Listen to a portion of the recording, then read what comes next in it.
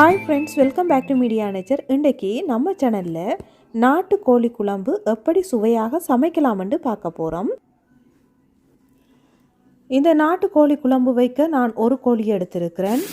இந்த கனடா தேசத்தில் நாட்டுக்கோழி கிடைப்பது மிகவும் அரிதான ஒரு விடயம்தான். இருந்தாலும் ஓரிரு ஃபார்முகளில் நாங்கள் முன்கூட்டியே எங்களுக்கு நாட்டுக்கோழி வேணுமென்று சொல்லி வைத்தால் அவர்கள் முட்டை போன்ற கோழிகளை வெட்டி தருவாங்க. இது சேவல் போன்ற கோழிகள் நமக்கு கிடைக்காது. அதே போல் நம்மட ஊர் கோழிகள் போல் சதைப்பிடிப்பான கோழிகளும் கிடைக்காது. எலும்பும் தோலுமாகத்தான் கிடைக்கும். ஆனால் மாதத்தில் 2-3 தரங்கள் இந்த நாட்டுக்கோழி வேண்டி நாங்கள் சமைப்பது வழக்கமாக இருக்கிறது. என்ன காரணம் என்றால், புராய்லர் கோழிகளை விட இந்த நாட்டுக்கோழிகள் எந்தவித கெமிக்கலும் இல்லாமல் ஆரோக்கியமாக இருக்கும். மற்றது எங்களுடைய ஊர்கோழிகள் மாதிரி எதிர்பார்க்க முடியாது. இருந்தாலும் நாட்டுக்கோழி சாப்பிடுகிறோம் என்ற ஃபீலிங் இருக்கும்.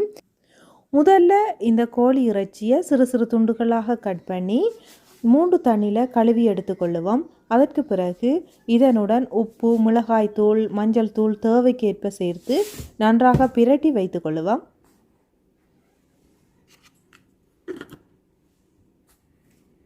சப்ஸ்கிரைப் செய்து பெல் பட்டனை பிரஸ் பண்ணி வச்சிருங்க. அப்போதுதான் வீடியோக்கள் உடனுக்குடன் வந்து சேரும்.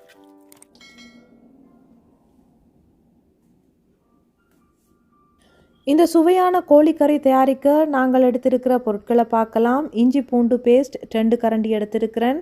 2 பெரிய வெங்காயங்களை நறுக்கி வைத்திருக்கிறேன். மற்றது கருவேப்பிலை சிறிதளவு, ரம்ப சிறிதளவு, அத்துடன் கருவாய் சிறிதளவு, 2 அல்லது 3 ஏலக்காயும் எடுத்து வைத்திருக்கிறேன். இப்போ அடுப்பில் ஒரு பேனை வச்சிடலாம்.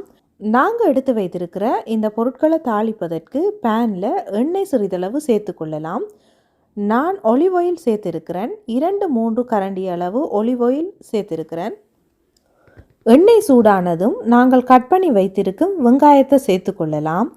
நான் சில சமயங்களில் இதனுடன் சின்ன சீரகம், பெருஞ்சீரகம் சேர்த்து கொள்ளுவேன். உங்களுக்கு விரும்பினால் நீங்களும் சேர்த்து கொள்ளலாம். சில நேரங்களில் நான் சேர்த்து கொள்ளுவதில்லை. இத்துடன் இலவங்கப்பட்டை மற்றும் ஏலங்காவும் போட்டிருக்கிறேன். எல்லாவற்றையும் சேர்த்து நன்றாக பொன்னிறமாகும் வரைக்கும் வதக்கி எடுத்துக்கொள்ளலாம்.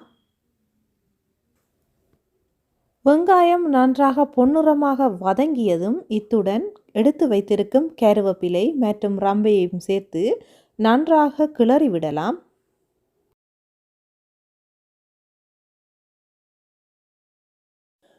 நாங்கள் ஏற்கனவே அரைத்து வைத்திருக்கும் இஞ்சி பூண்டையும் இதனுடன் சேர்த்து நன்றாக கிளறி விடுவோம்.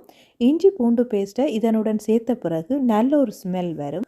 அதன் பிறகு நாங்கள் ஏற்கனவே ஊற வைத்திருக்கும் நாட்டுக்கோழி இறைச்சி கலவையை இதனுடன் சேர்த்து கலந்து விட்டுட்டு 5 நிமிடங்கள் வரைக்கும் மீடியம் ஹீட்டில் மூடியினால் மூடி சிறிது நேரம் அவிய விடலாம். முதலில் தண்ணி எதுவும் சேர்க்காமல் 5 நிமிடங்கள் வரைக்கும் அதில் உள்ள தண்ணீரிலேயே நன்றாக இறைச்சி அவிந்து வரட்டும். இறைச்சியை நன்றாக மிக்ஸ் பண்ணிட்டு ஒரு மூடியினால் 5 நிமிடங்கள் வரைக்கும் மூடி விடுவோம்.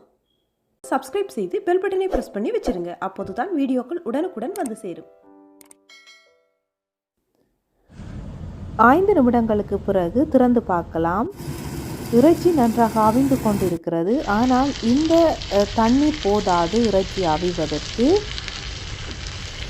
மீண்டும் தேவையான அளவு தண்ணீர் சேர்த்து அரை மணித்தியாலங்கள் வரைக்கும் மீடியம் ஹீட்டில் வைத்து இறைச்சியை நன்றாக அவித்தெடுக்க போகிறோம். ஏனென்றால் இந்த நாட்டுக்கோழி இறைச்சி கடினமாக இருப்பதனால் சிறிது நேரம் அவித்தெடுக்கும் போதுதான் இது சுவையாகவும் மற்றும் மென்மையாகவும் இருக்கும். சாப்பிடுவதற்கு இலகுவாகவும் இருக்கும்.